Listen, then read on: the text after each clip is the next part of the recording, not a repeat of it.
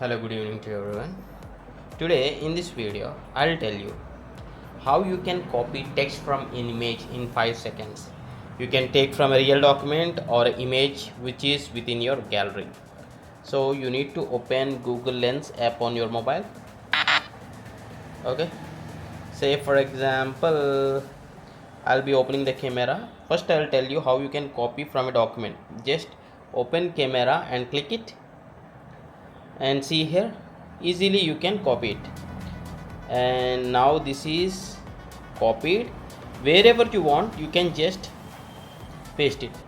So wherever you want, you open a mail and compose, and say for example here I'll paste it, press and hold, paste.